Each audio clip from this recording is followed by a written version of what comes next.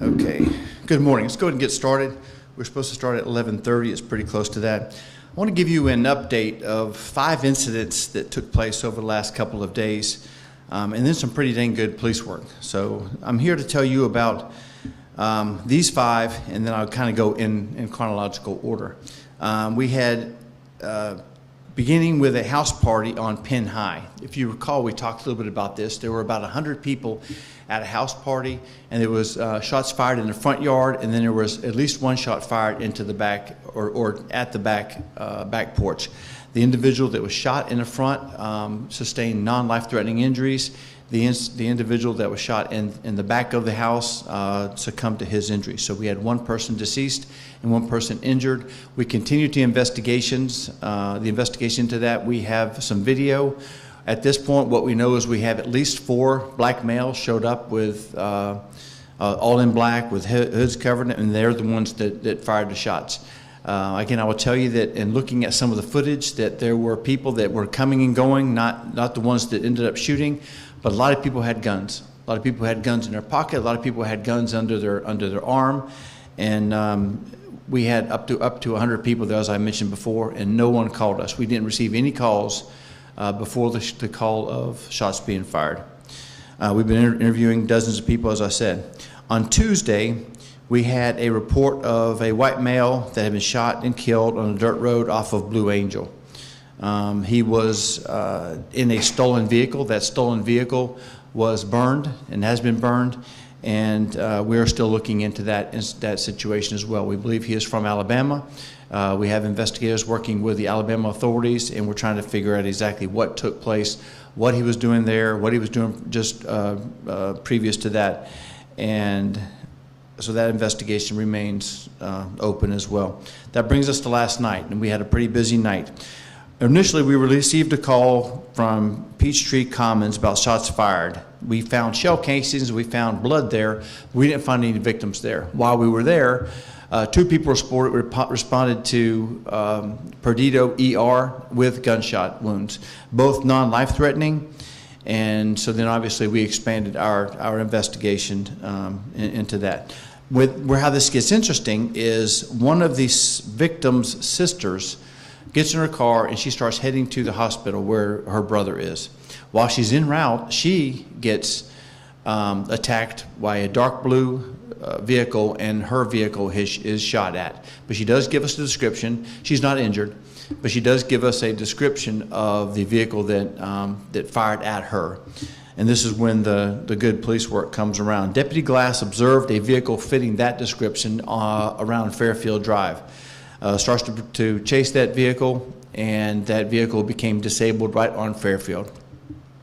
As Deputy Glass gets out, the suspect gets out of that dark blue vehicle that had been disabled, starts to run with a rifle in his hand.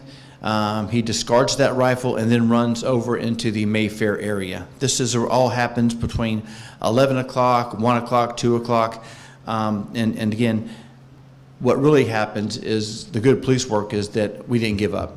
We had probably a dozen deputies there. We had the assistance of investigations, our gun crimes unit. Throughout the night, he made contact with several people. This is the suspect. The suspect made contact with several people in the Mayfair area. He was trying to get into a house. He was trying to get into a car.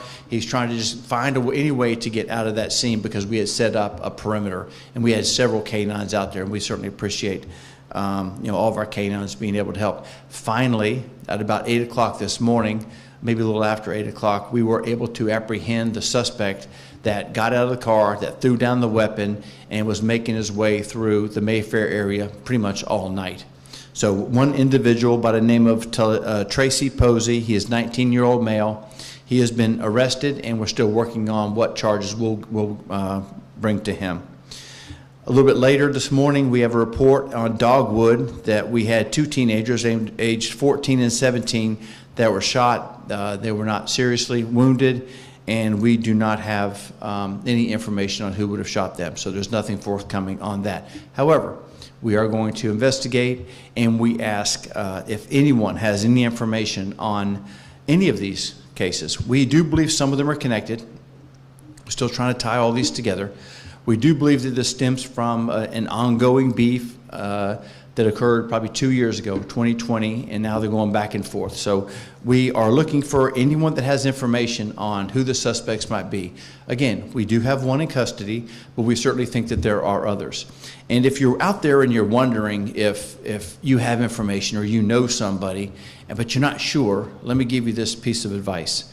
If your friend, if your relative, if your neighbor is driving around in stolen cars, if your friend, your relative, or your neighbor is carrying guns everywhere they go, if your friend, your neighbor, relative have drugs on them, or if they have people coming into your house with drugs on them, then they're a suspect in something.